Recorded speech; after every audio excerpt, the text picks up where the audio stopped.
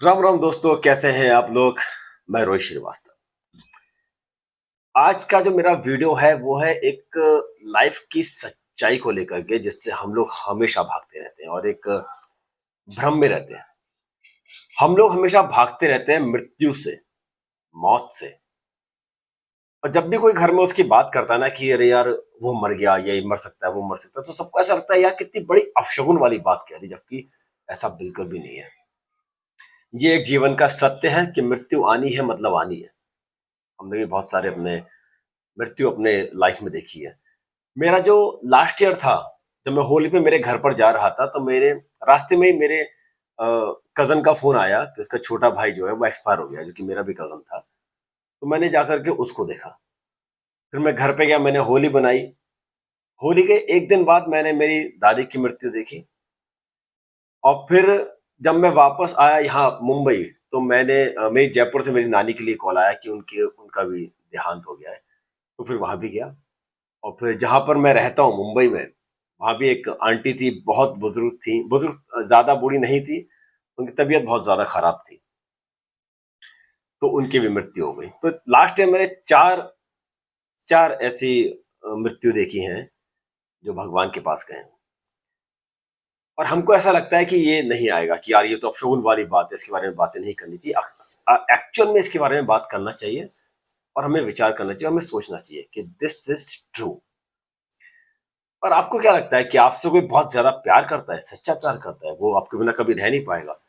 मैं बोलता हूं, अगर ऐसा व्यक्ति आपकी लाइफ में है तो आप बहुत किस्मत वाले हैं। ऊपर वाले की कृपा है आप पर कि आप कितने ही बीमार हो जाओ, कितने ही आपसे के शरीर से दुर्गंध आने लगे, आपका शरीर सड़ जाए, लेकिन वो व्यक्ति आपका साथ बिल्कुल नहीं छोड़ेगा। तो आप बहुत किस्मत वाले हैं और ईश्वर की कृपा आप पर बनी हुई है।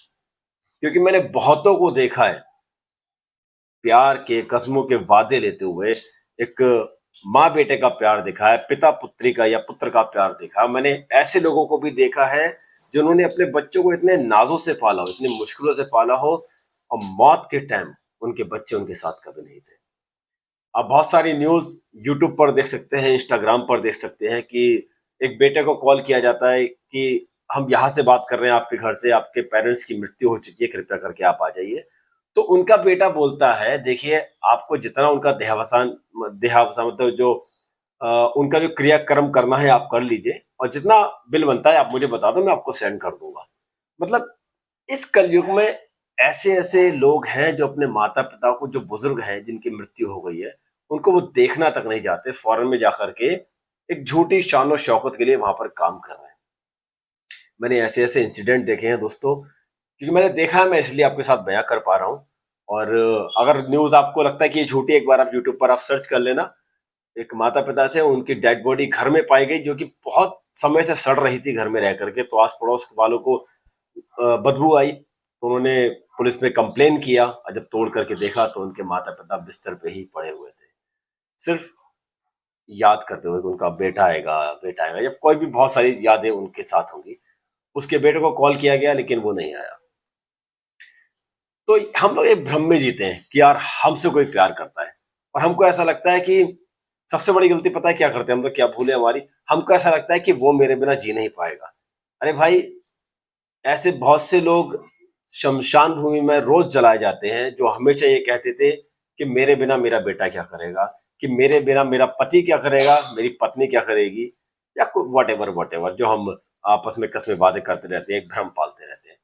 असल में जो ये शरीर है ये हमको मुक्ति के लिए दिया गया है, जो भी मैं मानता हूँ।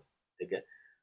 तो ये सबसे बड़ा भ्रम है कि यार हमसे कोई बहुत ज्यादा प्यार करता है, और आप बहुत किस्मत वाले हैं अगर आपको ऐसा कोई व्यक्ति मिलता है जो एंड मौके तक, आप कितने भी बीमार हो जाओ, आप अपने बिस्तर को गंदा करो, टॉयलेट वॉशरूम जो आप बिस्तर पे कर रहे हो, कोई आपको क्लीनिंग कर रहा है, तो आप उसको हाथ जोड़ करके उसको थैंक यू बोले कि वो आपकी इतनी सेवा कर रहा है, तो आप बहुत किस्मत वाले हैं। क्योंकि मैंने बहुतों को देखा है दोस्तों, जिनका सड़ी से सड़ी उनकी हालत हो जाती है, लोग अपने माता पिता को रोड पर छोड़ जाते हैं, घर में ही पड़े हैं बेकार के, उनके मरने का वेट कर रहे हैं। ऐसे ऐसे इंसिडेंट मैंने अपनी आंखों से देखे हैं। तो सबसे पहली बात मेरी यही है कि एक मैंने सोचा था कि थोड़ा सा एक बात आपके साथ शेयर कर देता हूँ। तो ये लाइफ का बहुत बड़ा सच है, इसको आप जान लीजिए।